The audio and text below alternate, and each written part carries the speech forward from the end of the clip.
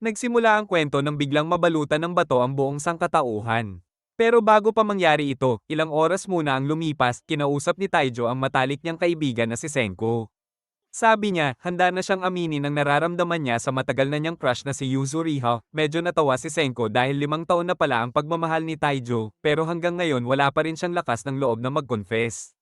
Kaya ipinakita niya kay Taijo ang isang love potion na makakatulong daw. Pero tumanggi si Taiju. Pagkaalis niya, sinabi ni Senko sa mga kaibigan nila na ang potion na iyon ay ordinaryong gasolina lang, dumating ang oras ng pagtatapat. Tinawag si Yuzuriha sa ilalim ng puno at naghintay siya roon. Pagdating ni Taiju, halatang kabado ito, pero naglakas loob siyang magsimulang magpahayag ng nararamdaman. Namula si Yuzuriha sa hiya, ngunit bago pa man matapos ang kanyang pag-amin, biglang lumiwanag ang kalangitan ng nakakasilaw na berdeng liwanag, bumalat ito sa buong mundo at isa-isang naging bato ang lahat ng tao. Sa huling sandali, sinubukan ni Taijo na protektahan si Yuzuriha, buong lakas niyang itinatakip ang katawan. At matapos noon, katahimikan. Ang buong mundo, naging estatwa ng mga tao. Walang makagalaw, pero lahat ay buhay pa rin sa loob na baon sa kadiliman ng kamalayan ni Taiju. Pinilit niyang manatiling gising sa loob ng bato, umaasang ligtas si Yuzuriha. Ayaw niyang mamatay nang hindi pa naririnig ang sagot nito. Habang ang tao ay nagiging bato, tanging mga hayop lang ang nakaligtas at malayang gumalaw. Lumipas ang mga siglo. Gumuho ang mga syudad, nilamon ng dagat at sakuna ang sibilisasyon. Wala nang bakas ng modernong mundo. Pero si Taiju, nanatiling mulat ang isipan kahit hindi niya alam kung gaano na karaming taon ang lumipas. Hanggang sa umabot ng ilang milenyo at tuluyang naglaho ang kabihasnan, isang araw, may tumulong likido na dumaikit sa kanyang batong katawan. At doon, biglang nagising si Taiju. Nagawa niyang basagin ang batong bumabalot sa kanya at tuluyang lumaya. Nanlaki ang mga mata niya sa nakitang mundo, lahat ng tao, naging mga estatwa, nalungkot siya at taimtim na nagdasal para sa mga Niptripaka. Nang masundan niya ang agos ng ilog, bigla niyang naalala ang nakaraan noong siya at dalawang kaklase ay nakakita ng isang ibong naging bato.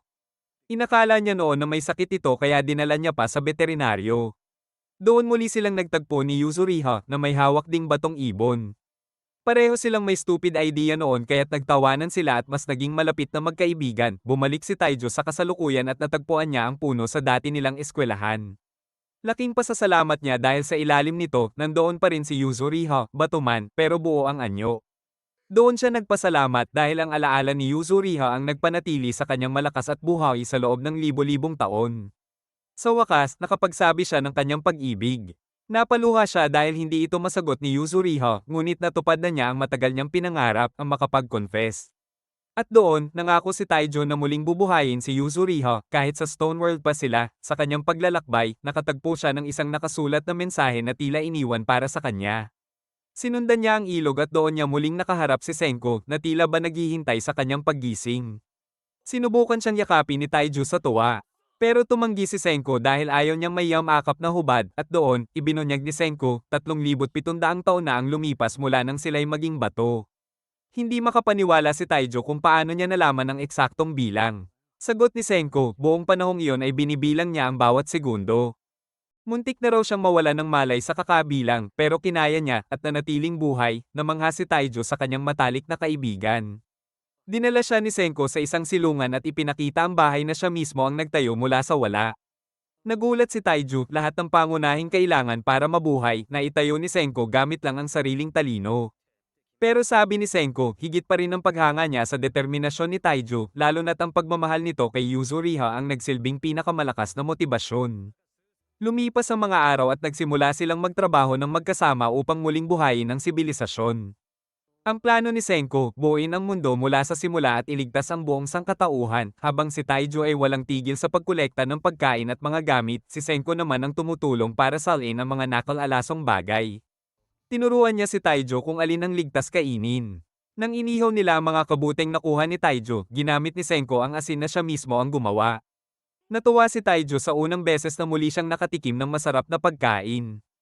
Pagkatapos, naghanap ulit siya ng pagkain at natuklasan ang mga ubas. Pero nang tikman niya, puro asim ang lasa. Sa paghahanap niya, biglang natagpuan niya ang estatwa ng tinaguriang pinakamalakas na primate high schooler, si Tsukase Shishio. Hindi nagtagal, natagpuan din ni Taijo ang isang basket sa loob ng kuweba. Inakala niyang may ibang nakaligtas pero dumating si Senko at inamin na siya ang naglagay nito. Ipinaliwanag ni Senko na ang tunay nilang misyon ay gisingin ang iba pang tao mula sa petrification. Sinubukan niyang gamitan ng nitric acid ang isang ibon ngunit bigo ang eksperimento. Bagaman nadismaya, hindi siya sumuko, gagamitin niya ang siyensya para hanapin ang tamang solusyon. Isang araw, nagtanong si Taijun ng simpleng, halos katawa-tawang tanong. Pero natuwa si Senko dahil doon niya naipaliwanag ang plano niyang gumawa ng bagong timpla. Kahit hindi gaanong naintindihan ni Taijo, ipinakita niya ang ubas at iminungkahing gawing alak. Sa tulong ng lakas at sipag ni Taijo, mabilis silang nakapag-ani at nakagawa ng sariling alak. 3 linggo ang lumipas, matagumpay silang nakagawa ng wine. Sabi ni Taijo, masyado pa silang bata para uminom, pero sagot ni Senko. 3,700 taon na ang lumipas, pwede na. Sunod na hakbang, i-distill ang alak. Gumawa si Senko ng kakaibang banga para rito, ngunit paulit-ulit na nabigo ang kanyang mga eksperimento. Dumating ng taglamig, at kahit wala pang resulta, hindi sila sumuko. Pagsapit ng tagsibol, muling sinubukan ni Senko ang bago niyang halo. At doon, sa wakas, nakalikha siya ng likidong kayang tunawin ang petrification. Sinubukan nila ito sa isang ibon, at matagumpay. Nabuhay itong muli at lumipad sa himpapawid. Napaluha sa tuwa si Taijo, at natuwa rin si Senko dahil isa na namang hakbang palapit sa pagbabalik ng sibilisasyon. Matapos iyon, tinanong ni Taijo kung sino ang unang taong kanilang bubuhayin. Agad na sagot ni Senko, ikaw ang mamili. Hindi na nagdalawang isip si Taiju, dinala niya si Senko sa estatwa ni Yuzuriha. Kinabahan siya at nagtanong kung tiyak bang may iligtas nito ang dalaga, at dumating na ang oras. Dahan-dahan, nabasag ang batong bumabalot kay Yuzuriha. Tuluyan siyang nagising, ngunit hubot-hubad. Agad na tinaakpan ni Taijo ang kanyang mga mata para hindi ito makita ni Senko, dahilan para mainis ang kanyang kaibigan sa pagiging sobrang praning. Sa kabila ng lahat, pinasa ni Taijo si Yuzuriha pabalik sa kanilang base, buo ang kanyang pangako na poprotektahan ito, kahit anong mangyari. Matapos may suot ng damit si Yuzuriha, biglang nakarinig si Senko ng mga kakaibang ingay mula sa kagubatan. Lumitaw ang isang leyon, ikinagulat nilang lahat. Sabi ni Senko, malamang ay mga liyong nakatakas mula sa zoo, agad silang tumakbo at tumalon mula sa isang bangin, akala nila ay nakatakas na sila. Pero pagkababa, mas marami pang leyon ang sumulpot.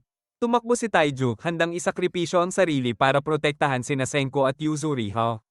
Ngunit pinigilan siya ni Senko. Huwag kang magsabi ng ganyang kalokohan. Maghahanap tayo ng solusyon, sabay. Habang tumatakbo, naisip ni Taiju ang isang plano. At doon, nagpasya si Senko, kailangan nilang buhayin ang pinakamalakas na tao, si Tsukasa Shishio. Humingi siya ng tawad kay Yuzuriha dahil sa desisyong iyon, at saka ibinuhos ang miracle water sa estatwa ni Tsukasa, eksaktong dumating ang mga leyon ng magising si Tsukasa. Ipinaliwanag agad ni Senko ang sitwasyon. Walang takot, hinarap ni Tsukasa ang mga mabangis na hayop. Hinaampas niya ng bato, at gamit ang kanyang kamaong bakal. Tinombe niya ang pinuno ng kawan sa isang malakas na suntok. Nagulat ang lahat at umatras ang ibang leon, natakot sa kanyang lakas, sabi ni Tsukasa, mula ngayon, hindi na kailangang matakot sa mga hayop. Ngunit nagbabala si Senko, si Tsukasa ay parang espada na may 2 talam. Oo, siya ang pinakamalakas, pero kung sakaling magpadala siya sa kasakiman, maaari siyang maging isang mapanupil na pinuno. Nag-alala si Taijo, inisip pa niya kung sakaling maaga ni Tsukasa ang puso ni Yuzuriha. Ngunit nagpakita ng kabutihan si Tsukasa, humingi siya ng gamit para hiwain ang karne ng leon. Binalaan siya ni Senko na maasim at hindi masarap ang lasa nito. Pero sagot ni Tsukasa, kakainin niya yon bilang paggalang sa buhay na kanyang kinitil. Natuwa si Taijo sa ipinakitang kabaitan ni Tsukasa at binigyan siya ni Senko ng kutsilyo. Kahit hindi masarap ang lasa, tinanggap nila ang pagkain. Nangako rin si Taijo na gagawa pa sila ng miracle water para muling mabuhay si Yuzuriha ng buo, habang nagkakakilala silang tatlo, namangha si Tsukasa sa talino ni Senko at sa determinasyon ni Taijo. At nang marinig niya na wala silang sapat na pagkain, agad siyang pumasok sa gubat.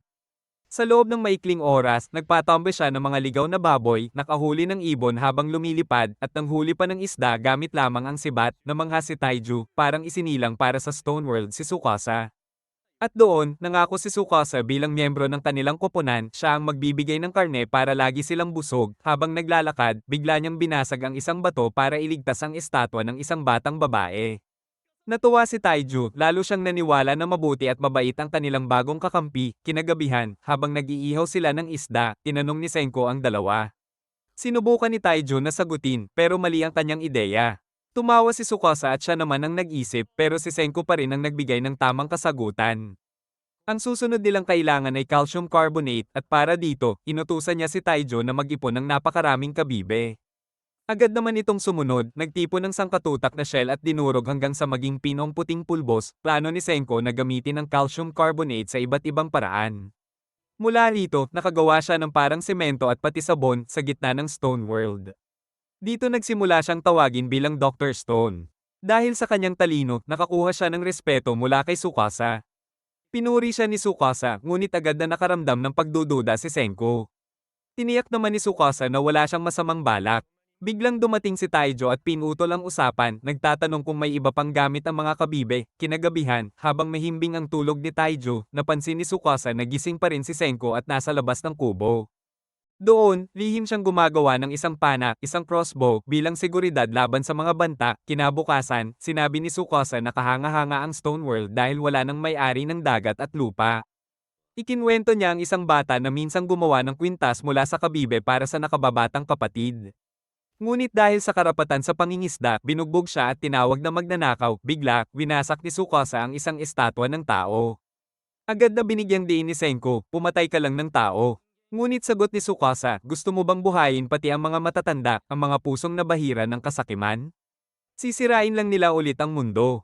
Dito ipinahayag ni Tsukasa ang kanyang ideya, isang bagong mundo na walang kasakiman at tanging mga kabataan lamang ang mamumuno. Pero nang muli niyang tangkain basagin ang isa pang estatwa, hinaranggan siya ni Senko. Hindi, lahat ng tao, ililigtas ko. Ibabalik ko ang sibilisasyon. At sa puntong iyon, naging magkaaway ang dalawa. Magkaibang landas, magkaibang layunin. Alam ni Senko, delikado si Tsukasa.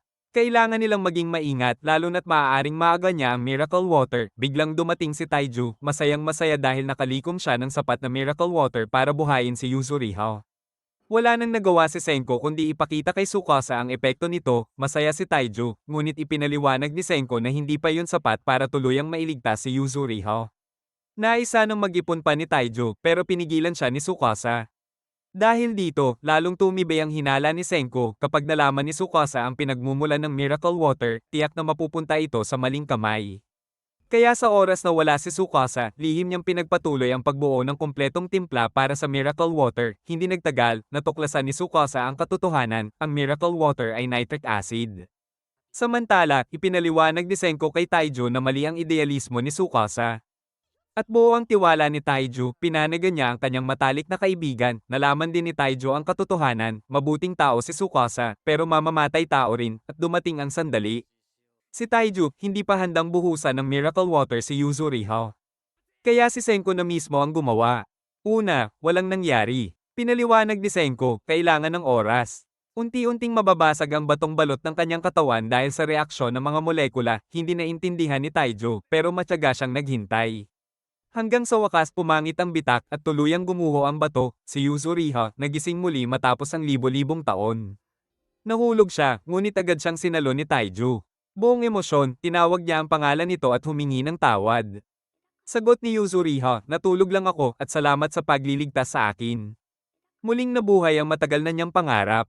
Matapos sa muling pagkikita, biglang sumingit si Senko at sinabi na kailangan nilang pumili, handa ba silang harapin si Tsukasa bilang kaaway. Nang malaman ni Taiju at Yuzuriha na paparating na si Tsukasa, nagpasya silang tumulong kay Senko sa pakikipaglaban, at doon mismo, biglang lumitaw si Tsukasa, panang determinasyong ipataw ang sarili niyang ideolohiya sa mundo. Nang makita ni Taiju na may napatay na itong tao, agad niyang naisip na kailangang pigilan si Tsukasa. Pero alam ni Senko na wala siyang laban dito. Pinakawalan ni Senko ang isang palaso, pero madaling naitaboy ni Tsukasa. Siya rin ay umatake kay Taiju, ngunit nakayanan nitong hadlangan ng isang napakalakas na sipa. Napansin ni Tsukasa na hindi handang gumamit ng dahas si Taiju. Kaya naman sinabi ni Taiju na iiwas siya sa karahasan at kung gusto ni Tsukasa maglabas ng galit siya na lang ang pagtutuunan nito. Nagulat sina Senko at Yuzuriha sa katarantaduhan ng sinabi ni Taiju. Pati si Tsukasa ay napatigil, hindi makapaniwala sa ganoong klaseng loika. Tinanong pa niya si Taiju kung ano ang gagawin nito kung sakaling siya mismo ang pumatay kay Yuzuriha. Bigla na lang, damyugo ang ulo ni Taiju at nawalan siya ng malay, ngunit sa huli, sinabi ni Tsukasa na hindi niya tunay na kaaway sina Senko at ang kanyang mga kaibigan, magkaiba lang sila ng pananaw. Kaya nagpaalam siya at lumisan, pagkaraan, ginaaysang ni Senko si Taiju. Humanga siya sa tibay ng kanyang matalik na kaibigan.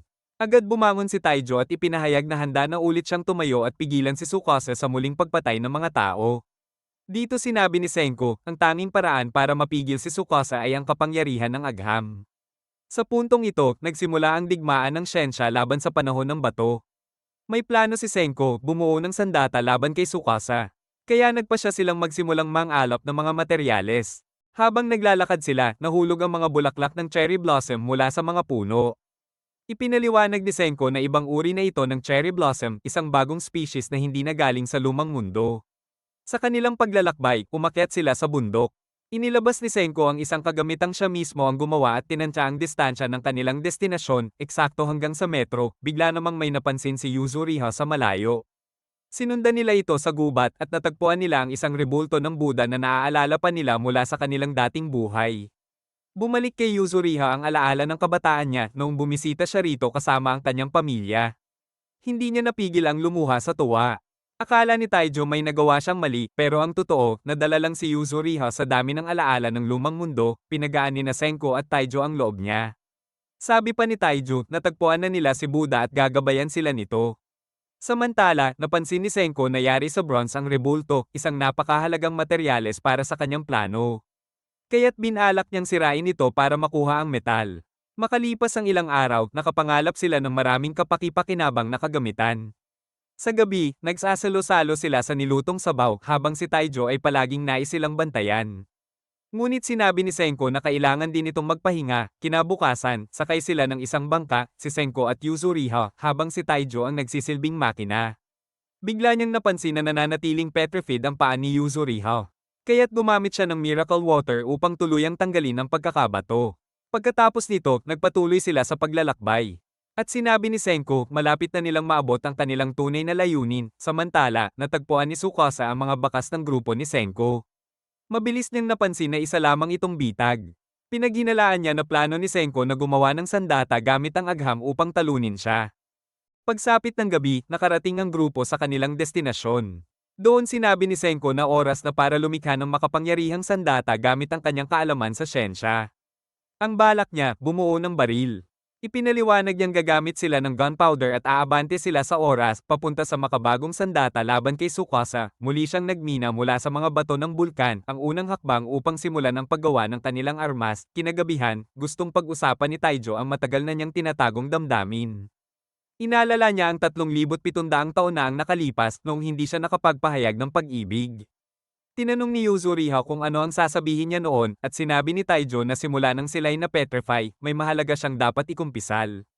Pero, dagdag niya, dapat muna nilang ibalik ang sibilisasyon at kapag nagawa nila iyon, saka na niya isasabi ang tunay na laman ng kanyang puso. Kinabukasan, sapat na ang nakuha ni Senko para makagawa ng pulbera. Nagsimula siyang gumawa ng sandata na kayang tumapat kay Tsukasa. Una, nilagay ni Yuzuriha ang sulfur sa bag. Sumunod, inilagay ni Senko ang nakuhang charcoal. Sa huli, kinuha niya ang nitric acid mula sa Miracle Cave. Pinagsama niya ang lahat sa isang sisidlan at dinagdagan pa ng dextrose habang hinahalo niya ang timpla. Gustong tumulong ni Taijo pero pinigilan siya ni Yuzuriha. Ipinaliwanag ni Senko na hindi ito basta-basta sisabog, ngunit nagkamali siya, nagliyab ang pulbera at muntik na silang sumabog. Mabuti na lang, nakatakas silang buhay at walang nasaktan. Sa kabila ng kabiguan, natuwa si Senko. Dahil kahit paano, napatunayan niyang posible ang kanilang eksperimento. At kung magtatagumpay, maaari na siyang makipagkasundo kay Tsukasa. Naniniwala si Senko na hindi masamang tao si Tsukasa at hindi naman ito layong patayin sila. Umaasa siyang may mapayapang solusyon. Pero handa rin siya, kung sakaling mabaygo ang usapan, kakailanganin niyang tuluyang tapusin si Tsukasa. Habang pinapatay nila ang apoy, biglang napansin ni Yuzuriha ang usok na umangat mula sa gubat. Nabigla si Senko, hindi yun gawa ni Tsukasa. Sigurado siya, may ibang tao pa sa Stone World. Kaya't hindi niya pinapatay ang apoy, umaasang maakit ang mga estranghero. Ngunit alam din nilang ipapakita nito ang kanilang lokasyon kay Tsukasa. Samantala, nasa daan na si Tsukasa, pinaghihinalaan niyang nakagawa na ng pulbera si Senko. Doon, bigla niyang nakita ang usok mula sa bundok. Habang nangunguha ng panggatong si Yuzuriha, tahimik na lumitaw si Tsukasa sa kanyang likuran at ginawang bihag si Yuzuriha. Alam ni Senko sa oras na iyon, natakot na si Tsukasa. Inamin ni Tsukasa mismo na hindi niya kayang harapin ang mga sandata ng lumang mundo, matapos ang lahat ng ginawa ni Senko, naging buo ang loob ni Tsukasa na patayin ang sinumang hindi susunod sa kanyang ideolohiya. Diretsong tinakot niya si Senko kung hindi ito titigil sa paggawa ng mga sandata mula sa lumang mundo. Papatayin niya si Yuzuriha, subalit nagsinungaling si Senko at sinabi na wala siyang pakialam sa buhay ni Yuzuriha. Alam ni Tsukasa na hindi iyon totoo, hindi kailanman ipagkakanulo ni Senko ang kanyang mga kaibigan. Sinabi pa niya na matalino nga si Senko pero hindi niya kayang isakripisyo ang ibang tao. Buo ang tiwala ni Tsukasa na panalo na siya, ngunit biglang nagsalita si Yuzuriha. Buo ang loob niyang ialay ang sarili, handa siyang mamatay upang magpatuloy si Senko sa pagliligtas sa sangkatauhan. Labis na naantig si Senko sa kanyang mga salita. Dahil dito, nagsimula siyang ibunyag kay Tsukasa ang lihim tungkol sa Miracle Water. Samantala, habang nangunguha ng panggatong si Taijo, napansin niya muli ang usok mula sa malayo, mga senyales ng iba pang tao. Labis siyang natuwa at gustong-gustong bumalik agad upang ibalita sa kanyang mga kaibigan ang mahalagang pagtuklas. Sa kabilang banda, ipinakita ang isang misteryosong dalaga na siyang sumasagot sa mga usok na galing sa kampo ni Senko. Pagkatapos noon, pinili ni Tsukasa na hindi patayin si Yuzuriha. Sa halip, hinalok niya si Senko ng isang kasunduan, itigil ang siyensya, at mananatili siyang buhay. Hindi niya gustong patayin si Senko kung mangangako itong tatalikod sa agham, ngunit sa sandaling iyon. Binalika ni Senko ang kanyang nakaraan, ang mga panahong bata pa siya, nangangarap ng malayo. Noong sinabi niyang balang araw, aabot siya sa kalawakan. Inalala niya ang bawat araw ng walang sawang pag-aaral. Isang araw, ipinagbili pa ng kanyang ama ang sasakyan upang mabigyan siya ng sapat na kagamitan para sa kanyang mga eksperimento. Lumaki si Senko na mas lalong nahuhumaling sa siyensya. Kahit nang may mga nambuli na some-ire sa kanyang mga imbensyon, ipinagtanggol siya ni Taiju. Sa galit at determinasyon, gumamit si Senko ng agham upang gumanti. Doon nagsimula ang kanilang tunay na pagkakaibigan. Si Taijo, laging nandyan upang tulungan siya sa mga imposibleng proyekto, hindi tumigil si Senko sa mga pagsubok. Nagtayo siya ng maliit na rocket na agad ding sumabog. Ngunit hindi siya sumuko. Sa bawat kabiguan, lalo siyang naging matatag. Isang araw, niregaluhan siya ni Taijo ng isang bagay mula kay Yuzuriha, 3 munting manika para sa kanyang rocket project. Sa kanyang muling pagtatangka, umangat ang rocket sa himpapawid. At kahit sumabog ito sa kalangitan, ngumiti si Senko. Para sa kanya, iyon ay tagumpay. Mula sa kanyang mga alaala, bumalik si Senko sa kasalukuyan. Harap-harapan, muling tinanong siya ni Tsukasa, handa ba siyang talikuran ang siyensya upang mabuhay? Ngunit mariing tumanggi si Senko. Hindi niya kayang iwan ang bagay na nagbibigay saysay sa kanyang buhay, sabi ni Tsukasa. Kung ganoon, tatapusin niya ito agad, isang mabilis at walang sakit na atake. Samantala, biglang nakaramdam ng kaba si Taijo at dali-daling tumakbo papunta sa bulkan, umaasang makarating bago mahuli ang lahat. Sa huling saglit, sinabi ni Tsukasa kay Senko, kung nagkakilala lang sila ng mas maaga, tiyak na magiging magkaibigan sila. Tumango si Senko, sang-ayon siya, at sa isang iglap, umatake si Tsukasa. Isang matalim na hampas ng kanyang espada at nabali ang leeg ni Senko. Matapos ang huling tama, napahinto si Tsukasa. At sa kaibuturan ng kanyang isip, naramdaman niya ang isang matinding panghihinayang. Dahil kung totoong nagtagpo sila noong kabataan pa lamang, baka nga naging magkaibigan sila, naisip ni Tsukasa. Sana'y nakilala niya si Senko sa lumang mundo bago pa man sila madala sa Stone World. Sa ibaba, makikita si Senko, wala ng buhay. Hindi na siya nailigtas ni Taijo sa oras. Niyakap ng dalamhati sina Taijo at Yuzuriha, umiiyak para sa kanilang pinakamamahal na kaibigan. Hindi matanggap ni Taijo ang nangyari, hindi niya kayang paniwalaang patay na si Senko. Sinabi ni Tsukasa na dapat ilibing nila ng maayos ang kanilang kaibigan.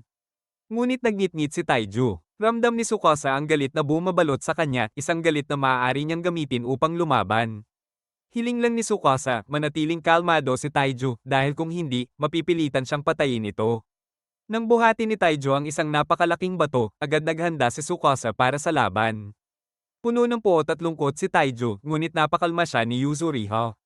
Ipinaalala nitong isinakripisyo ni Senko ang sarili upang iligtas siya. Sa isang iglap, inihagis ni Taijo ang malaking bato pataas, nilinlang si Tsukasa.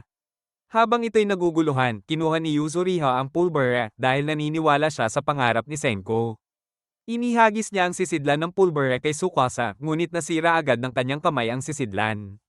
Gayunpaman, nagpasya sina Taijo at Yuzuriha, ipagpapatuloy nila ang laban, at gagamitin ang agham upang tumayo laban kay Tsukasa. Pagbagsak ng batong inihagis ni Taijo, lumikha ito ng mga apoy na nagpasiklab sa pulbera.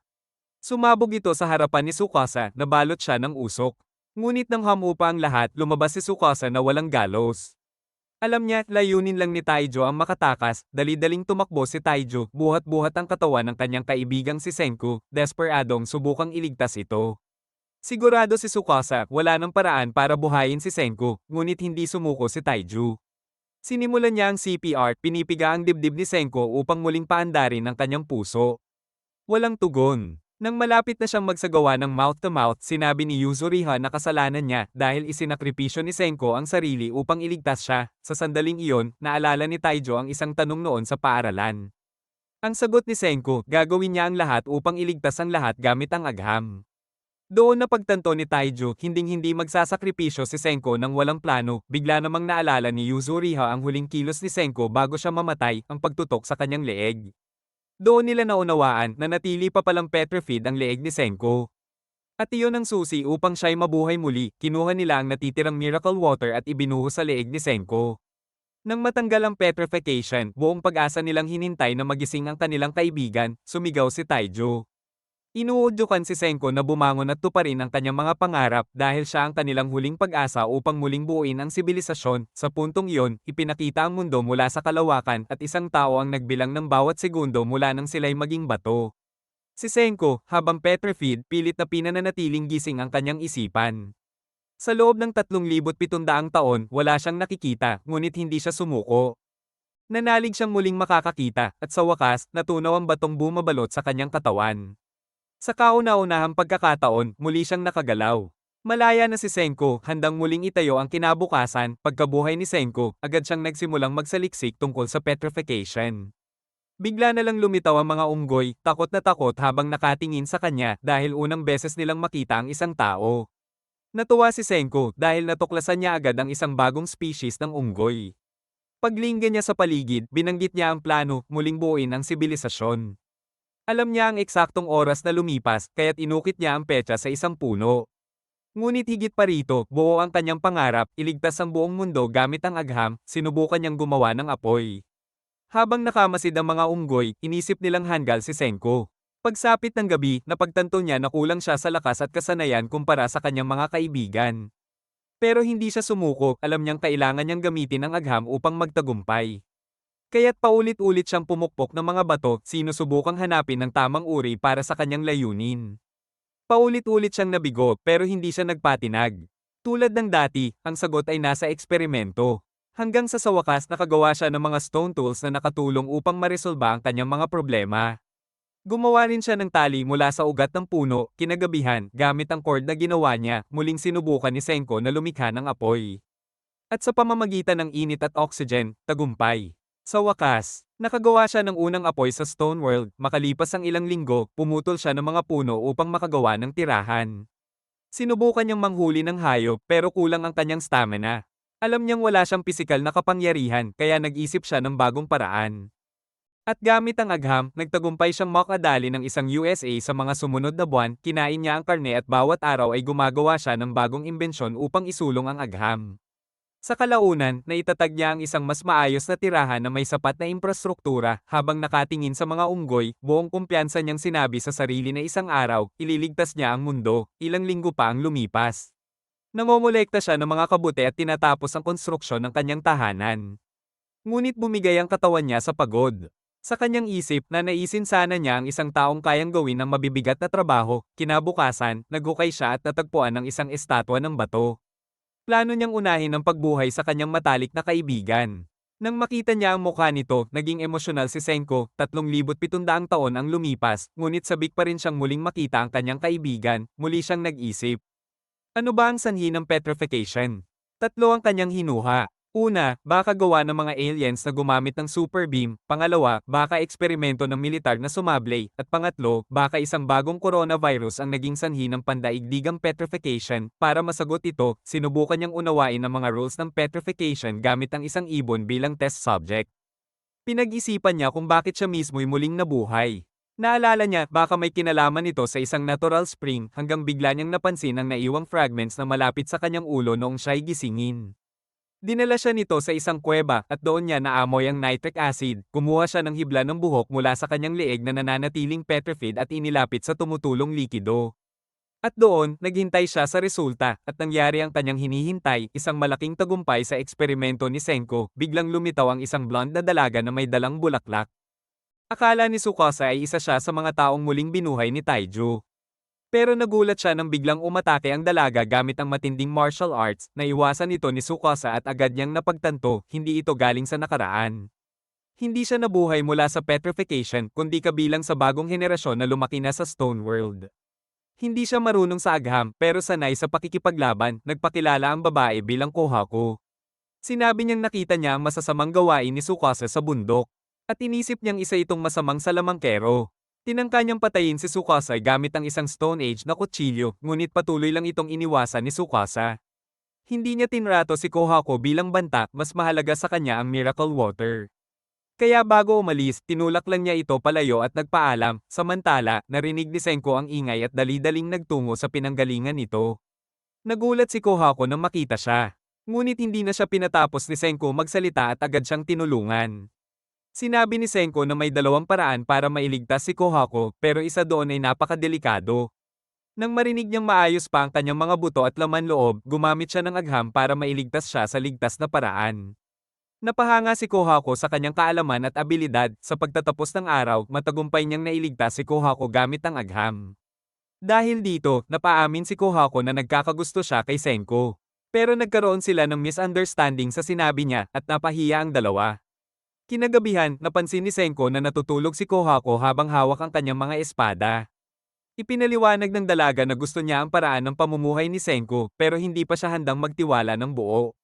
Sumagot si Senko na hindi niya ito sasaktan, kaya unti-unti nang nakilala ni Kohaku ang bastos pero mabuting puso ng siyentista. Nag-alok si Kohaku na sumama kay Senko para tulungan siyang lumaban kay Tsukasa. Inilahad ni Senko ang kanyang plano, at pumayag si Kohaku na makipag-alyansa. Kinabukasan, sinabi ni Kohaku na kailangan niya ng mainit na tubig para sa isang hot spring bath. Tinukso siya ni Senko, ngunit ipinaliwanag ng dalaga na ito'y para sa kanyang kapatid na babae na malubha ang sakit. Araw-araw, pinapasan niya ang mabigat na garapon ng tubig pauwi sa kanilang nayon. Nadulas si Kohaku pero nasalo siya ni Senko. Nang siya ang magbuhat, halos hindi niya kayanin. Kaya gumamit siya ng agham at nakagawa ng primitive na karwahe para maihatid ang jar. Namangha si Kohaku sa kanyang imbensyon, ngunit biglang nabangga ang sasakyan sa puno. Nakatakas ng ligtas si Kohaku, pero si Senko ay nadapa sa lupa. Sa pagbagsak niya, natanong niya ang isang bagay na nagpamangha sa kanya, isang nayon na puno ng tao. Hindi makapaniwala si Senko. Akala niya'y pawang mga taong nabuhay mula sa petrification, pero walang kahit anong senyales ng revival fluid. At bigla siyang inatake, mabuti na lang at ipinagtanggol siya ni Kohaku, ngunit hinarang siya ni Kinro at Ginro. Mga tagapagbantay ng nayon. Ipinaliwanag nila na ayon sa mga patakaran, hindi pinapayagang makapasok ang mga tagalabas. Para sa kanila, si Senko ay isang estranghero at banta sa kanilang tribo. Hinarang ni Kinro at Ginro si Senko at ayaw siyang papasukin sa nayon. Ngunit tumayo si Kohaku at nagtanong kung gusto ba nilang makipaglaban sa kanya. Alam ng dalawa na siguradong talo sila kung makikipaglaban sila kay Kohaku, kaya umatras sila. Samantala, sinubukan ni Senko na kumbinsihin sila ng walang karahasan. Pinakita niya sa kanila ang siyentipikong himala ng sabon, gumawa siya ng mga bula ng sabon. Namangha si Kinro at Ginro. Naisip ni Senko na gagamitin niya ang agham para unti-unting makuha ang tiwala ng mga tao. Bigla namang nagpa siya si Ginro na may mas makakaharap si Senko. Kaya tinawag niya ang kanyang kaibigan, ang tinaguriang sorcerer ng nayon, si Chrome. Ipinakilala ni Chrome ang sarili niya bilang isang super talinong salamangkero, samantalang ipinakilala naman ni Senko ang sarili niya bilang isang siyentipiko. Hindi tulad ng iba, hindi natakot si Chrome sa kanya at agad niyang hinamon si Senko sa isang duelo ng mahika at agham. Unang ipinakita ni Chrome ang kanyang kakayahan. Nagsimula siya ng apoy at ipinakita ang tinatawag niyang Rainbow Bridge nang magtapon siya ng mineral sa apoy. Nag-iba ito ng kulay. Namangha si Kohaku at ang mga tagapagbantay, pero si Senko agad na nakilala iyon bilang flame test reaction. Hindi makapaniwala si Chrome na nabasa ni Senko ang sikreto niya. Dinala niya si Senko sa kanyang laboratorio, isang treehouse na puno ng mga kakaibang bato at mineral na tinatawag niyang sorcery. Doon ipinakita ni Chrome ang isa pa niyang eksperimento, isang bola na naglalabas ng kuryente. Natakot si Ginro at akala niya'y totoong mahika yon. Ngunit ginamit ni Senko ang parehong bola para bigyan siya ng electric shock.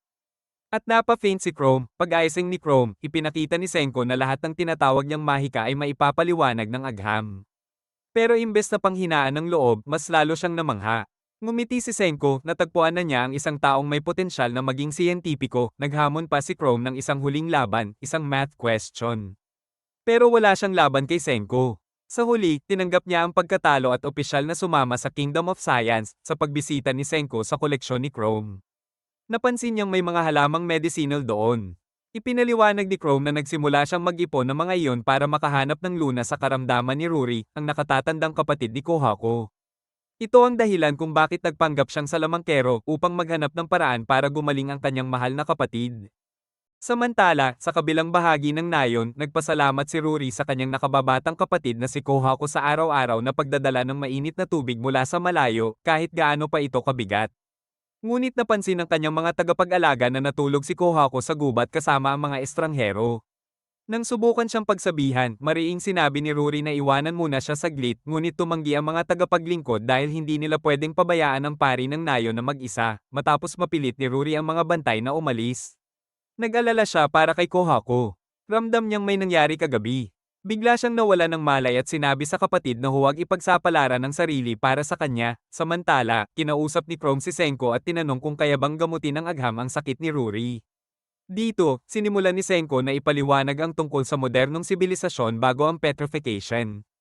Ikinwento niya ang lahat ng imbensyon at ang pagbagsak ng mundo 3,700 taon na ang nakalipas, hindi makapaniwala si Chrome na ubos ang buong sibilisasyon sa isang iglap. Napaiyak siya at nagalit sa nangyari. Pero pinatatag siya ni Senko, hindi ganon kadaling mabubura ang sangkatauhan. Dahil dito, nagpa siya si Chrome na sumama kay Senko. Gagawin nila ang Kingdom of Science at gagamitin ang agham para talunin ang karamdaman ni Ruri. Ngumiti si Senko, ito ang kanyang plano, lumikha ng antibiotic sa Stone Age. Kinabukasan, ikinalat ni Ginro sa buong nayon ang tungkol sa estrangherong si Senko. Hindi naman siya nakitang banta, pero nagalit ang chief nang malaman na isinama ni Kohako ang isang banyaga. Pinaputol pa nito ang ugnayan sa anak dahil hindi siya sumusunod sa mga alituntunin ng nayon. Sa oras na iyon, biglang lumala ang sakit ni Ruri at bumagsak siya muli. Doon nagtipon sina Senko, Chrome, at Kohaku, at nagpasya, gagawin nila ang miracle medicine. Pero may lihim na plano si Senko, gamitin ang proyekto para makuha ang tiwala ng buong nayon at gawing mga manggagawa sa agham. Ipinaliwanag niya na milyon-milyong tao ang nailigtas ng antibiotics noon, at ngayon, sila rin ang susubok lumikha nito. Na-inspire sina Kohaku at Chrome at sinabing magsimula na agad, inilahad ni Senko ang dalawang ruta sa paggawa ng antibiotics. Subalit hindi ito naintindihan ng dalawa, kaya't nagpasya silang kay Senko na lamang ang lahat ng plano. Doon niya ipinakita ang roadmap ng kanilang miracle medicine. Nabigla sila sa komplikadong hakbang pero naniwala silang kaya ni Senko, tinanong pa ni Chrome kung paano gagawa ng bakal. Naging guro si Senko at tinuruan siya tungkol sa maraming bagay, gravity, kalawakan, at maging ang North Star. Pero biglang napansin ni Senko na iba na ang posisyon ng mga bituin, nakatilt na ang mundo matapos ang 3,700 taon, dahil dito, ipinakita ni Chrome ang magic stone na nakuha niya, iniisip niyang ito'y espesyal. Pero agad siyang binasag ni Senko, ipinaliwanag na iyon ay isang magnet. Lumipas ang ilang araw at nagtungo sila sa ilog upang maghanap pa ng magnetite. Nakahanap si Kohako ng maraming itim na buhangin, at dito natuwa si Senko dahil ito ang susi para makagawa ng bakal sa Stone World. Sa mga sandaling iyon, natutunan pa ni Senko na si Kohako lamang ang babaeng may gorilla strength, isang bansag na ikinagalit ng dalaga. Samantala, nagmungkahi si Chrome na humingi ng tulong sa buong nayon.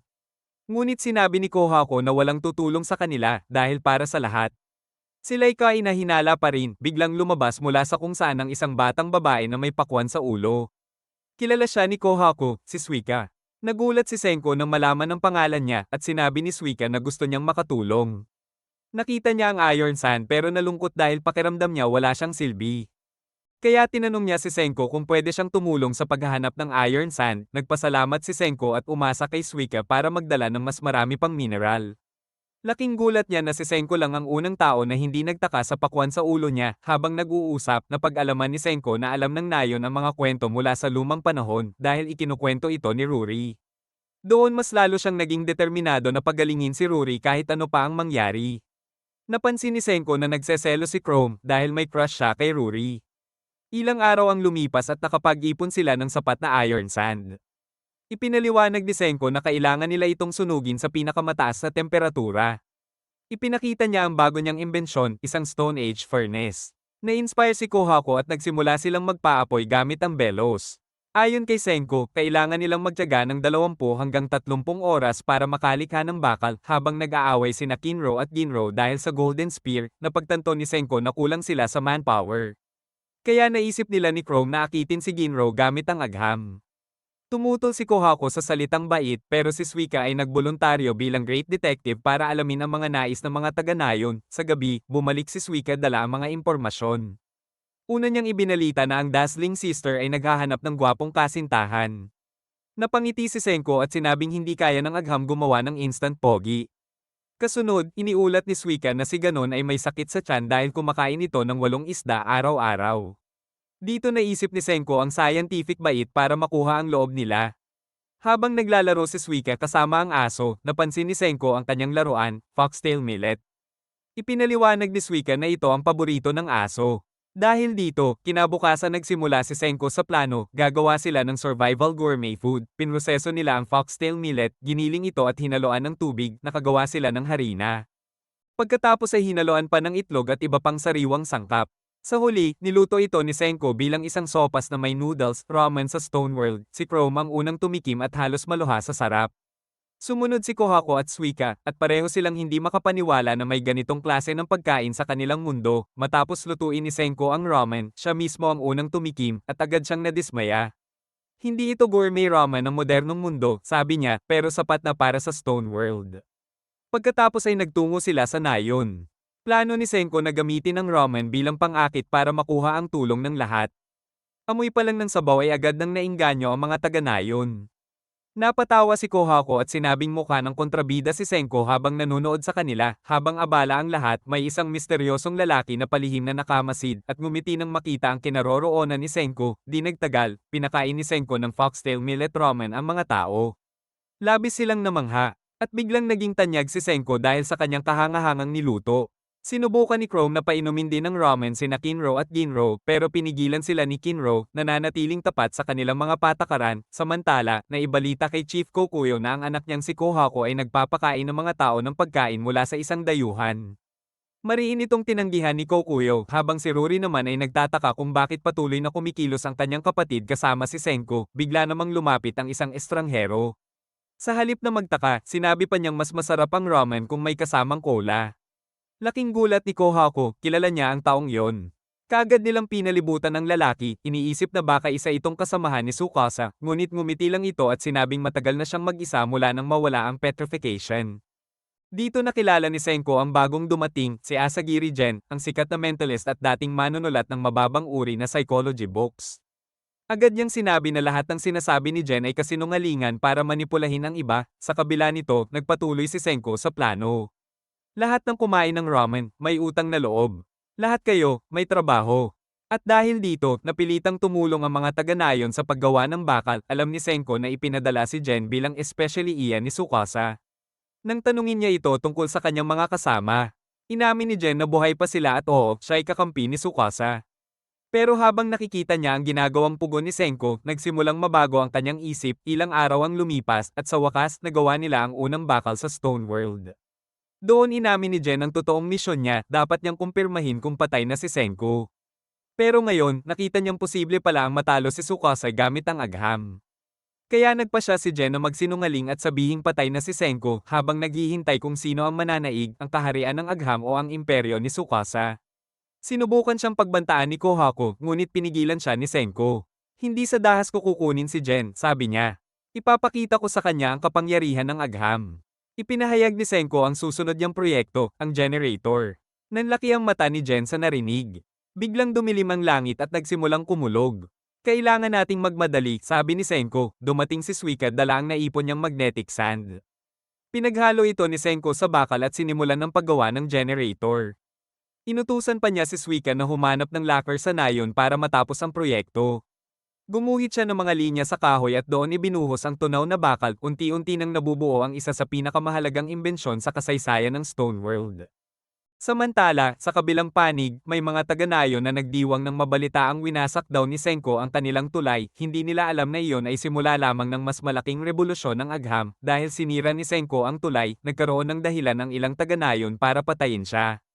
Agad namang iniulat ni Kohako na naghihintay ang gulo, at alam ni Senko na babagsak ang buong plano kung mauuwi iyon sa labanan. Sa puntong iyon, nagpresenta si Jen para tumulong.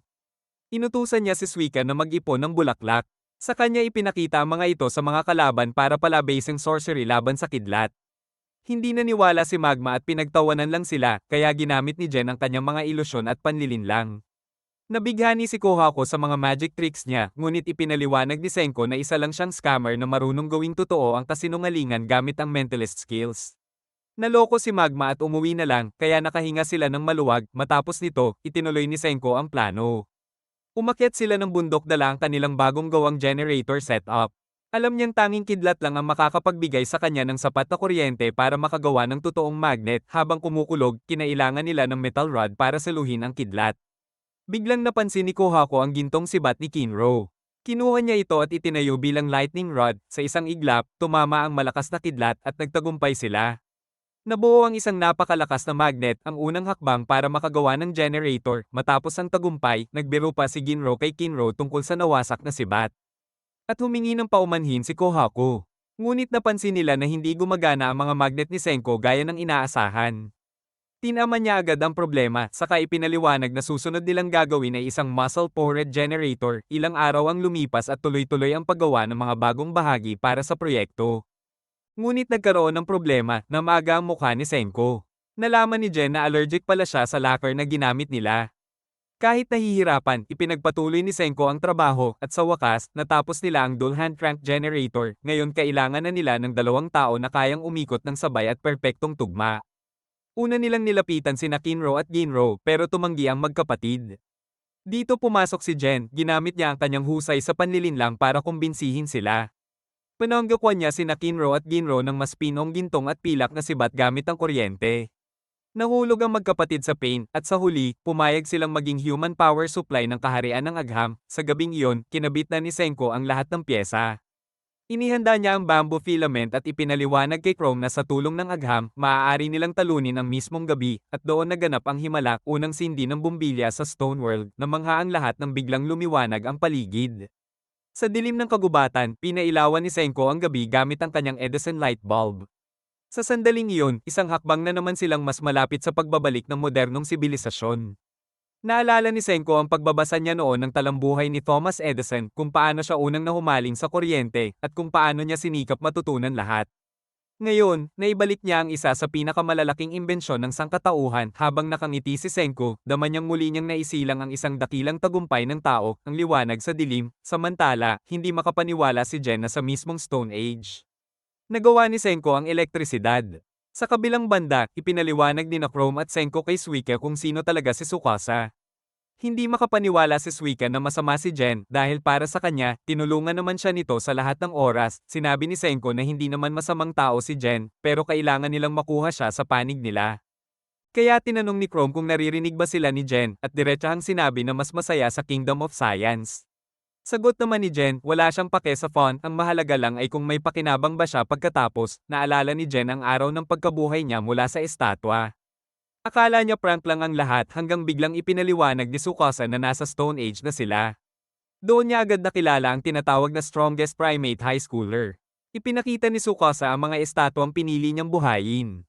Kasama na si Jen, nabigla siya sa laki ng imperyo ni Tsukasa at doon nalaman ang tunay niyang plano. Nang ipinakita ni Tsukasa ang treehouse na ginawa ni Senko, inutusan niya si Jen na gamitin ang galing niya bilang mentalist para alamin kung buhay pa si Senko.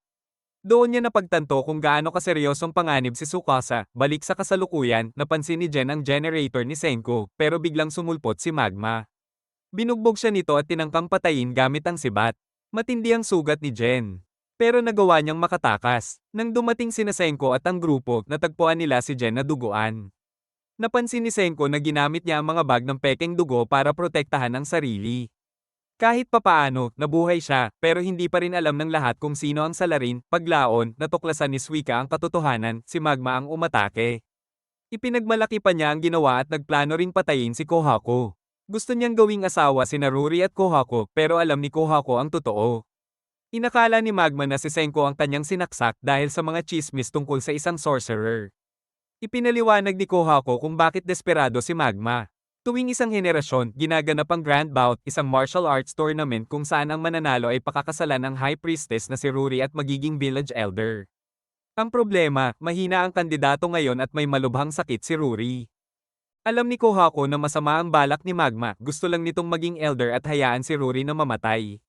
Kaya hindi niya hahayaang magtagumpay si Magma at siya mismo ang sasali sa Grand Bout para pigilan siya. Samantala, nalaman ni Senko na sa loob ng isang buwan gaganapin ang susunod na Grand Bout. Alam nilang baka isipin ni Magma na si Jen ang posibleng panalo, pero kung siya ang maging elder, mas lalo nilang mahihirapang iligtas si Ruri gamit ang gamot.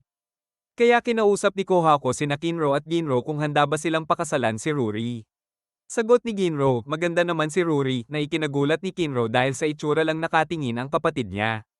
Sa huli, tiniyak ni Kinro na bilang guardian, naniniwala siyang wala namang masamang balak si Senko. Sagot naman ni Kohako, ang tanging layunin lang niya ay iligtas ang buhay ng kanyang ate. Dahil doon, nagpa siya ang magkapatid na tulungan siya at nagsanay sila kasama si Kohako para matalo si Magma. Habang abala sa pagsasanay ang lahat, napansin ni Kohako si Chrome na tila malalim ang iniisip. Alam niyang mahal ni Chrome si Ruri. Humingi siya ng tawad dahil hindi niya ito sinasanay, pero alam na rin ni Chrome na wala siyang laban kay Magma. Naalala niya ang kabataan nila ni Ruri noong sinabi ng dalaga na hindi na magagamot ang kanyang sakit. Pero nangako si Chrome na gagawin niya ang lahat para iligtas siya, kaya ngayon, buo ang loob ni Chrome. Kahit mahirap, determinado siyang iligtas si Ruri gamit ang kapangyarihan ng agham. Masaya si Senko nang magkaroon siya ng bagong siyentipiko sa kanyang panig. Samantala, sinabi ni Kohako na sasali siya sa Grand Bout. Pero nag-aalala pa rin sila kay Jen dahil matagal pa bago siya tuluyang gumaling. Alam ni Senko na nauubos na ang oras, kapag hindi sila kumilos, baka madiskubre ni Tsukasa na buhay pa siya. Kinagabihan, may ibinulong si Senko kay Jen na nagpangiti dito. Kinabukasan, nagulat si Chrome nang makita na wala na si Jen, papunta pala siya sa imperyo ni Tsukasa, at natakot si Kohako na baka ipagkanulo sila. Sa bilis ng takbo niya, naharang pa siya ng isa sa mga mandirigma ni Tsukasa gamit ang pana. Pagharap kay Tsukasa, sinabi ni Jen na nakatagpo siya ng isang primitibong nayon at iniulat ang pagkamatay ni Senko. Ngunit, sa kabilang banda, pinigilan ni Senko si Kohako na habulin si Jen. Ipinaliwanag niya na kung talagang walang hilig si Jen sa agham, hindi sana ito nakipagtulungan sa kanila. Alam niyang hindi sila ipagkakanulo ni Jen dahil noong nakaraang araw, tinanong siya nito kung kaya ba niyang gumawa ng coke. Sagot ni Senko, kaya niya, at dahil doon, hindi siya nilaglag ni Jen at iniulat na patay na siya kay Tsukasa. Naging masaya si Kohako sa kanilang unang tagumpay at natuwa na madadagdagan ng bagong miyembro ang Kingdom of Science. Samantala, hindi makapaniwala si Jen na isinugal niya ang buhay niya para lang sa isang bote ng cola. Dahil dito, nangako si Senko na gagawa siya ng coke para sa pagbabalik ni Jen. Habang papalapit ang Grand Bout, sinanay ni Kohako sina Kinro at Ginro para sa nalalapit na labanan. Sa kabilang banda, plano naman ni Senko ang susunod na hakbang, ang paggawa ng gamot para kay Ruri. Sinabi niya kay Chrome na kailangan nilang gumawa ng salamin. Nagulat si Chrome dahil hindi niya alam kung ano yon. Ipinaliwanag ni Senko na gamit ang salamin, mas madali silang makakapaghalo ng kemikal. Plano rin niyang gumawa ng eyeglasses para kay Suika. Kaya nagulat si Kohako kung gaano pala ito cute. Inamin ni Suika na malabo ang kanyang paningin dahil sa tinatawag niyang fuzzy sickness. Kapag pinipilit niyang tumingin, lalo lang siyang nagmumukhang kakaiba. Ipinaliwanag ni Senko na hindi ito sakit, nearsightedness ito. Sa tulong ng eyeglasses, maaari itong may tama. Noon lang nalaman ni Suika na sa lumang mundo, maraming tao ang nakapamuhay ng normal dahil dito. Buo ang kanyang hiling. Makita ang ganda ng mundo kasama ang lahat ng kanyang kaibigan. At si Senko, nangakong tutuperin ang hiling niya, ipinakita naman ni Chrome kay Senko ang lugar kung saan siya nakakita ng quartz. Nagsimulang maghukay si Senko sa bundok at ipinakita kay Chrome na ito ang pangunahing material sa paggawa ng salamin. Sabay silang nagtrabaho at nag-enjoy habang naghuhukay ng quartz sand. Kinagabihan, sinimulan ni Senko ang proseso, pinainit niya ang quartz sand sa kanyang pugon. Kinaumagahan. Pagod na pagod siya, pero hindi siya tumigil. Sa wakas, nakagawa siya ng lens glass. Nagulat ang lahat kung para saan ito hanggang sa nahulaan ni Chrome ang plano. Nagsimula silang kiskisin at pakinisin ng lens glass araw-araw at unti-unti silang umusad. Pagkaraan ng ilang araw, nakagawa na si Senko ng eyeglasses. Sa wakas, may bibigay na niya ang regalo para kay Suika. Dinala nila siya para makita ang mundong hindi niya patunay na nasal ayan. Tinanong ni Senko kung nakikita na ba niya ang mga bulaklak sa harapan niya. Dahan-dahang ini-focus ni Suika ang kanyang mga mata, handa nang masilayan ang ganda ng mundo. Biglang ipinatong ni Senko ang bowler hat na may lens glass kay Suika. Sa unang pagkakataon, malinaw niyang nakita ang napakagandang sunflower sa harap niya. Hindi napigilan ni Suika ang lumuha sa tuwa at taos-puso siyang nagpasalamat sa regalo ni Senko. Samantala, patuloy na nagsasanay sina Kohako at Kinro. Ginaya ni Kohako ang mga atake ni Magma, ngunit hindi ito napigilan ni Kinro. Ipinaalala niya kay Kinro na palagi niyang mali ang pagtantya sa distansya. Alam ni Ginro ang problema ng kanyang kuya, malabo rin pala ang paningin nito. Nag-aalala siya para kay Kinro, pero nangako na hindi niya ito ipagsasabi kung inuman. Habang abala ang lahat, muling nagplano si Senko para sa susunod na imbensyon. Sinigawan siya ni Chrome na huwag daw magsalita na parang kontrabida. Kinaumagahan, sinimulan ni Senko ang paggawa ng mga glass instruments. Tumulong si Suike sa pamamagitan ng pagkolekta ng mga itim na bato na nagpo-foam kapag pinainit. Ipinaliwanag ni Senko na gagamitin nila iyon bilang insulation para sa glass blowing furnace. Gumawa rin siya ng iron straw upang hipa ng baso gamit ang hangin, pero bigo ang unang pagtatangka niya. Napagtanto ni Senko na mas magiging maayos ang resulta kung may isang bihasang craftsman na tutulong. Kaya't kinidnap ni Chrome si Kaseki, ang matandang artisan. Galit itong nagreklamo, akala'y napasok siya sa kung anong klaseng laro. Sakto namang dumating si Suika para isauli ang locker na hiniram niya. Doon natuklasan ni Senko na si Kaseki pala ang gumawa ng matibay na kalasag ni Kohako. Biglang naalala ni Kohako ang masayang sandali nung inabot sa kanya ang kalasag ng kanyang ama. Alam ni Senko na isang bihasang artisan si Kaseki. Kaya ipinakita niya ang kanyang mga proyekto at inilatag ang plano tungkol sa paggawa ng glass instruments. Naengganyo si Kaseki, lalo na nang makita ang kanilang kapalpakan. Hindi niya natiis ang kakulangan sa galing ng dalawa. Tuluyang gumana ang plano ni Senko, pinakawalan ni Kaseki ang sarili at ipinakita ang kanyang lakas, na nagulat pa sila nang makita ang mga maskulado nitong braso. Mula roon, ipinamalas ni Kaseki ang kanyang husay sa craftsmanship. Sinimulan niya ang proseso ng pagbilog at pagpapakinis ng salamin. Namangha sina Senko at Chrome, at labis na nasiyahan si Kaseki sa paggawa ng mga glass instruments. Kinaumagahan, nakumpleto ni Senko ang kanyang unang science lab at mas lalo siyang nasabik na magsagawa ng mga eksperimento. Naalala niya ang mga panahong ginawa ng kanyang ama ang isang espasyo para sa kanyang siyensya, at ngayon handa siyang makamit ang mas malalaking tagumpay. Ipinahayag ni Senko na mula ngayon, gagawa sila ng mas kamanghamanghang imbensyon, at magiging mas masaya ang lahat kaysa sa imperyo ni Tsukasa. Kasunod nito, lumabas si Mecha Senko upang ipaliwanag ang pundasyon ng Kingdom of Science. Una, ipinakita niya ang kanilang base. Pangalawa, ang food truck ni Senko na naghahain ng pagkain. Pangatlo, ipinakita niya ang bagong industrial furnace para makagawa ng metal. At pang-apat, ipinakilala niya ang kanilang mga mandirigma na naghahanda laban kay Magma.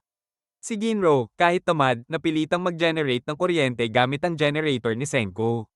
At dahil sa tulong ng mas alado at masayang si Kaseki, nakagawa sila ng mga glass instruments. Dahil dito, nagkaroon na si Senko ng kumpletong laboratorio at mas naging malapit sila sa paggawa ng antibiotic para kay Ruri. Naramdaman ni Chrome na umiinit na ang Kingdom of Science at sumang-ayon si Senko. Sinabi pa niya na mas kahanga-hanga pa ang teknolohiya bago bumagsak ang lumang mundo. Samantala, nagselos si Ginro sa sorcery team dahil tila masaya ang kanilang mga ginagawa. Bigla niyang sinabi na mas nakakamotivate ang mga makinang na sibat para mas lumakas sila. Sumang-ayon si Kinro at humiling sila kay Senko na lagyan ng ginto at pilak ang kanilang mga sibat. Alam ni Senko na hindi ito makakatulong sa laban, pero pumayag pa rin siya. Sabi niya, gagawa niya ng silver spear si Ginro. Nalungkot si Kinro, pero agad ding sinabi ni Senko kay Ginro na huwag pa siyang matuwa dahil delikado ang pagkakaroon ng silver spear. Habang nagkakakilanlan ang lahat, kinabukasan, nagulat si Chrome nang makita si Senko na gumagamit ng kakaibang halaman para makagawa ng pilak. Tuwang-tuwa si Ginro nang makatanggap siya ng pilak na sibat at agad niyang tinukso si Kinro na wala man lang nakuha mula kay Senko. Dahil sa pang-aasar, agad siyang binigwasan ni Kohako at nawala ng malay. Sa huli, matagumpay na nakagawa si Senko ng pilak na sibat para kay Ginro. Pero may iba pa siyang plano dito. Ipinaliwanag niya na ang sibat ay magsisilbing sensor ng grupo. Kapag nagbabanta ang panganib, kusang magiging itim ang pilak. Kaya sinabi niya na kapag nangyari iyon, kailangan nilang tumakbo agad para hindi sila mamatay. Habang naglalakbay sila, nakarating sila sa isang ilog na walang kahit anong isda. Sabi ni Senko, nasa itaas pa ng agos ang kanilang pakay. Doon nagsimulang kabahan si Ginro, at nang umatras ito dala ng takot, sinigawan siya ni Senko. Nag-alok si Kohako na siya na lang ang hahawak ng sibat pero mariing tumanggi si Ginro, ayaw niyang bitawan ang bagong sandata. Sa pag-akyat nila sa bundok, halos maubos na ang lakas ni Senko. Biglang napatigil si Kohako sa nakita isang mala-esmeraldang bukal na nakabighani sa kanila. Doon, parang na-hypnotize si Ginro nang makita niya ang ilusyon ng isang anghel na tumatawag sa kanya. Tumakbo siya papunta sa bukal pero nagtaka si Senko kung bakit hindi nag-react ang sibat sa laso ng hangin. Sa huling sandali bago mahulog si Ginro sa nakamamatay na bukal, nailigtas siya ni Kohako. Kasabay nito, may mga uwak na nahulog sa tubig, na siyang patunay ng kamatayan na bumabalot sa lugar. Ipinaliwanag ni Senko na sulfuric acid ang naroon, isang himala ng agham, ngunit delikado ring lason. Sinabi ni Senko na hindi sila makakagawa ng antibiotics kung wala ito. Naisa nang ialay ni Kohako ang sarili para makuha iyon pero pinigilan siya ni Senko. Ikinwento niya ang isang trahedya kung saan maraming tao ang namatay dahil sa pagpasok sa lugar na may sulfuric acid. Ngunit ngumiti siya at sinabing may paraan, gagamit sila ng gas mask. Kinagabihan, naghanda si Senko para sa pakikipagsapalaran. Alam niyang maliit na pagkakamali lang ay kapalit na ng kanilang buhay. Kaya sinabi niya kay Chrome na manatili sa base dahil walang kasiguraduhan kung gagana ang gas mask. Idinagdag niya na siya lang ang makakaligtas kay Rory, kaya ipapamana niya kay Chrome ang lahat ng kaalaman sa agham, ngunit tumanggi si Chrome. Sinabi niya na sasama siya dahil hindi niya kayang pabayaan ang kaibigan niyang si Senko na mamatay. Para sa kanya, hindi lang guro si Senko kundi isang mahalagang kaibigan. Pinakita ni Chrome ang kanyang determinasyon, hindi siya isang batang dapat protektahan, kundi isang kapwa siyentipiko na kayang sumuporta at magligtas kay Senko sa oras ng pangangailangan. Naantig si Senko sa sinabi ni Chrome. Napatunayan nitong kaya niyang sumabay sa panganib, kagaya ng ginawa ng iba nilang kaibigan para sa agham. Kaya nagtiwala si Senko at tinanggap siya bilang katuwang. Nabuo ang isang matatag na samahan sa pagitan nila, samantala, naalala ni Kohako ang araw na napagdesisyonan ng kanilang tribo na siya ang susunod na Miko. Noon pa man, wala siyang balak tanggapin ang isang plano na isusuko na lang ang kapalaran ni Rory. Dahil dito, tumanggi si Kohako na tanggapin ang papel ng Miko at naghanap ng paraan para mailigtas ang kanyang pinakamamahal na kapatid na si Rory. Iniisip niya na kung hindi siya ang magiging Miko, mawawala ang dahilan ni Rory para iwan ang mundong ito. Matapos marinig ang mga salita ni Chrome, natuwa si Kohako. Naisip pa niya na sana si Chrome na lang ang mapang-asawa ni Rory dahil alam niyang matagal nang may pagtingin si Chrome sa kanyang ate at handa itong magsakripisyo ng buhay para sa kanya anumang oras. Ngunit alam din niyang imposibleng mangyari ang ganoong kasal.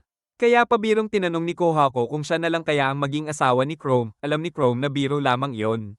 Sagot niya, hinding-hindi siya papakasal sa isang gorilla. Kinabukasan, sinimulan ni Senko ang huling proseso ng paggawa ng kanilang gas mask. Matapos ang ilang oras ng pag-ukit at pagbuo, natapos din niya at ni Chrome ang mga maskara. Mula roon, nagtungo silang dalawa sa Emerald Spring, samantala, lubos na nahihiya si Ginro dahil sa matinding takot na nadama niya. Tumanggi siyang sumama at sinabing hinding-hindi na siya babalik pa sa lugar na iyon. Para kay Senko, hindi nila pwedeng pilitin si Ginro, kaya nagpatuloy silang dalawa ni Chrome nang wala siya. Pagdating nila sa Emerald Spring, biglang nang itim ang pilak na si Bat hudyat ng nakamamatay na sulfuric acid sa hangin. Alam ni Chrome na anumang oras maaari silang mamatay pero tumuloy si Senko nang walang pag-aalinlangan. Sinabi pa niya na ang matakot ng sobra ay wala ring silbi. Doon na pagtanto ni Chrome na takot din si Senko pero hindi ito umaatres. Kaya sinabayan niya si Senko nang walang reklamo. Habang iyon ay nangyayari, napansin ni Kaseki na labis ang bigat ng loob ni Ginro. Tinuruan siya ni Kaseki na hindi dapat ikahiya ang matakot dahil lahat ng tao ay may kinatatakutan. Ang mahalaga, kahit natatakot ka, patuloy ka pa ring humaharap sa panganib, naliwanagan si Ginro at napagtanto niyang tama si Kaseki. Doon nabuhayan siya ng loob at sabay pang ang nakagawa si Kaseki ng isa pang maskara ng hindi sinasadya, samantala, abala sina Senko at Chrome sa pagmina ng mga bato. Biglang nagbabala si Chrome na natutunaw na ang maskara niya. Mabuti na lang at dalawa sila, agad inayos ni Senko ang maskara ng kaibigan, ngunit hindi nagtagal, natapilok si Chrome at muntik nang mahulog. Sinubukan siyang sagipin ni Senko pero alam ni Chrome na iyon na ang kanyang katapusan. Sa mismong huling sandali, dumating si Ginro dala ang kanyang pilak na si Bat. Pinilit niyang kihilahin si Chrome pabalik habang tinuturuan siya ni Senko na kontrolin ang kanyang paghinga. Sa kabila ng matinding takot, ginamit ni Ginro ang lahat ng kanyang lakas at tuluyang nailigtas si Chrome. Sa wakas, napagtagumpayan nila ang panganib at nakuha ang sulfuric acid. Buo ang kanilang tagumpay at masayang nagdiwang ang lahat. Kinabukasan, naghihintay si Suika sa pagbabalik ng kanyang mga kaibigan. Pagdating ni Senko, Halos hindi na makapaghintay si Kohako na simulan ng paggawa ng gamot para sa kanyang ate. Naisip niya ang napakahabang proseso ng roadmap to medicine pero tiniyak ni Senko na nasa kanila na ang lahat ng kailangan para makagawa ng antibiotics. Sinimulan niyang pakuluan ng sulfuric acid at dinagdagan ng kaunting asin. Nang makita ni Suika ang kakaibang anyo ng isang salamin, ipinaliwanag ni Senko na iyon ay isang water dripping machine. Sa prosesong ito, nakuha niya ang hydrochloric acid. Agad niyang binalaan ng lahat na napakadelikado ng kemikal na ito, isang patak lang ay maaaring pumatay ng tao. Sunod ay gumawa pa siya ng mas nakamamatay na mga kemikal, gaya ng ammonia. Nabigla si Kohako, ngunit nilinaw ni Senko na wala ni isa man sa kanila ang iinom ng mga ito. Sa huli, sinabi ni Senko na ang kailangan na lang nila ay alak para makumpleto ang miracle medicine. Doon ipinaalala ni Kaseki na maaari silang manalo ng alak sa paligsahan kinabukasan. Masaya ang lahat nang marinig ang balita at inaasahan ni Chrome na ang magkapatid na sina Kinro at Ginro ang magwawagi sa Grand Bout kinabukasan. Samantala, natuwa si Kokuyo dahil sa wakas ay pipiliin na ang bagong village chief. Naiulat din sa kanya na maayos ang lahat ng preparasyon, ngunit may isang problema, lumabas kasi na nakapirma si Kohako bilang isa sa mga kalahok at nalaman din ni Kokuyo na sasali si Senko. Ang dahilan, tinulungan ni Ginro si Senko na magparehistro ng palihim. Nagulat ang mga babae sa balita, ngunit sinabi ni Senko na hindi naman siya balak manalo, gusto lang niyang tumaas ang tsansa ng kanilang grupo na magtagumpay, gustong lumaban ni Kinro ng patas, ngunit sinabi ni Senko at Ginro na tutulungan nila siyang manalo. Nainis siya sa plano nila at nagreklamo kay Kohako. Doon ipinahayag ni Kohako na ang tanging hangarin niya ay mailigtas si Ruri. Sa huli, natunaw ang puso ni Kinro sa mga salita ng kasama niya. Kinabukasan, dumagsa ang mga taga-nayon sa arena at sabik na naghintay kay Senko. Habang tumatawid siya sa tulay, natuwa si Kohako na sa wakas ay nakapasok si Senko sa loob ng nayon matapos ang kalahating taon. Alam ni Senko na iyon ang unang hakbang patungo sa tagumpay. Tahimik naman siyang tinitigan ng lahat ng villagers, doon nalaman ni Kokuyo ang pangalan niya at laking gulat ng lahat nang sabihin ni Ruri na kilala niya ang pangalang iyon kahit kailan ay hindi pa sila nagkikita. Bigla siyang tumakbo palapit kay Senko at tinanong kung ano ang apelyido niya. Bago pa siya makasagot, bigla na lang bumagsak si Ruri sa harap niya, agad siyang iniutusan na lumayo at dinala si Ruri pabalik sa kanyang kubo. Doon napagtanto ni Senko na marami pa silang dapat pag-usapan. Samantala, tinukso ni Magma si Ruri, ngunit pinigilan ni Chrome si Kohako para hindi siya makagawa ng bagay na ikapapahamak niya. Naalala ni Kohako na si Chrome din ang tumulong magsanay kina Kinro at Ginro araw-araw upang maprotektahan si Ruri laban kay Magma. Maya-maya, inanunsyo ang mga magiging laban. Plano ni Senko na si Kinro ang makalaban ni Magma sa finals. Tahimik na nagdasal si Suika na sana maging maayos ang lahat. Ngunit laking gulat ng lahat nang mapili ang match-up, si Kinro at si Magma agad ang magtatapat sa unang round, hindi naman nadismaya si Senko. Ipinakita niya sa kanila ang isang espesyal na inumin na nilikha gamit ang agham. Sinabi niya na makakatulong iyon para lumakas sila. Dahil kinakabahan, si Ginro lang ang uminom ng inumin, pero tiniyak ni Senko na wala namang masama rito. Kaya agad naghanap pa si Suika ng damo para makagawa ulit ng inumin. Habang naghihintay sila sa pagsisimula ng unang laban, biglang dumating si Mantle at nagsumbong na nalunod daw si Suika malapit sa ilog. Agad nagduda sina Senko at Chrome, paano niya nalaman na nasa ilog ang damo. Alam din ni Kohako na nagsisinungaling si Mantle. Pero hindi niya maiwasang mag-alala para kay Suika, sinubukan ni Chrome na pigilan ang laban, ngunit tumutol si Jasper. Ayon sa kanya, kapag hindi nakadating si Kohako bago magsimula ang ikatlong laban, madi-diskwalipika siya. Masayang-masaya si Magma, kumbinsido na siya na sa pagkawala ni Kohako, tiyak na makukuha niya ang panalo sa Grand Bout, ipinangako pa niya kay Kinro na gagawin itong kanang kamay niya kung sasuko ito. Ngunit mariing tumanggi si Kinro dahil nais niyang tuparin ang kanyang tungkulin para sa kanyang mga kaibigan. At doon nagsimula ang matinding labanan sa pagitan ni Kinro at Magma. Habang binabanata ni Magma ang kalaban niya ng malalakas na atake, nagulat siya sa biglang lakas na nakamit nito. Samantala, sinubukang sabotehin ni Mantle si Kinro, pero agad siyang binalaan ni Chrome na parurusahan sila ni Jasper kapag nahuli. Narinig ito ni Senko kaya agad niyang pinigilan ang plano ni Mantle. Sa kabilang banda, nakatali pa rin si Suika sa puno, pero nakahanap siya ng paraan para makawala. Bumalik siya agad sa nayon. Habang tumitira si Magma, hirap si Kinro makakuha ng tamang distansya. Napansin ni Suika na pareho sila ng problema sa mata, pareho silang may fuzzy sickness. Tumakbo siya kay Senko at sinabi na si Kinro rin ay hindi malinaw ang paningin. Habang patuloy ang laban, tinamaan ng malubha si Kinro dahil hindi niya matansya ang layo. Hindi na siya makagalaw, pero pinilit pa rin niyang hindi sumuko para sa mga kaibigan niya. Biglang umakyat si Suika sa pinakamataas na bahagi ng arena at nagplano siyang tulungan si Kinro. Gumulong siya pababa ng hagdan at ginamit ang momentum para ihagis ang kanyang melon helmet. Gamitin mo ang mata ng science. Sigaw niya. Tumalon si Kinro at nasalo ang melon helmet. Sa oras na iyon, nag-transform siya na parang melon ranger na ikinagulat ng lahat ng nanunood. Sa tulong ng agham, naging malinaw ang paningin niya, kitang-kita ang bawat galaw ni Magma. Ngayon, madali niyang naiwasan ang lahat ng atake. Bumaligtad ang laban, si Kinro na ang umaatake. Isang malakas na suntok sa mukha ni Magma ang kanyang pinakawalan. Science ang tumulong para malampasan ko ang aking kahinaan. Sabi niya matapos ang atake. Namangha si Suika sa galing ni Kinro at nagdiwang ang lahat sa panalo niya laban kay Magma, ang pinakamapanganib na kalaban, pero biglang sinabi ni Magma na lumabag sa patakaran si Kinro dahil sa pagsuot ng melon mask. Handa na sana siyang tanggapin ang pagkatalo kung idedeklara ng referee na bawal yon. Tinanong ni Kinro kung labag nga ba sa rules, pero malinaw ang sagot ni Jasper, hindi yun bawal. Bigla na lang lumitaw si Magma sa likod ni Kinro at buong lakas siyang tinamaan sa ulo. Nawala ng malay si Kinro at idineklara ang panalo ni Magma. Humingi ng tawad si Kinro, pero nanatiling kampante si Senko na sila pa rin ang mananaig. Pagkatapos, nang asar si Mantle at sinabing madi-disqualify si Kohako dahil pumunta ito para sagipin si Suika. Nag-aalala si Suika pero mahina ang paningin niya nang walang lente. Ramdam ng lahat ang bigat ng sitwasyon. Mabuti na lang, nakabalik na si Kohako at nalaman niyang ligtas si Suika. Nagsimula ang ikalawang laban. Sinubukan ni Chrome na bumili ng oras para kay Kohako pero pauwi na siya sa nayon. Kagad namang iniutos ni Magma kay Mantle na sumuko, kaya panalo si Chrome. Sumunod, ang ikatlong laban. Dapat si Kohako ang lalaban pero dahil hindi siya nakabalik sa oras, si Senko ang idineklarang panalo. Hindi mapatawad ni Suika ang sarili niya dahil na-disqualify si Kohako pero natuwa rin siya dahil ligtas naman si Suika. Humingi siya ng tawad pero niyakap siya ni Kohako at sinabing hindi siya galit pagkatapos. Inakala ng mga taga-nayon na si Magma na ang ikakasal kay Ruri.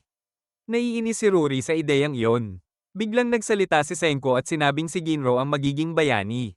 Marami ang nagduda, pero handa si Ginro, uminom siya ng espesyal na inumin na gawa ni Senko. Habang naghahanda para sa laban, inisip ni Ginro na makakakuha siya ng power-up mula sa damo sa paligid. Inakala niyang nag-transform siya bilang isang superhero, pero sa totoo lang, para lang siyang lasing na naglalakad, kahit ganoon. Kumpiyansa pa rin si Senko.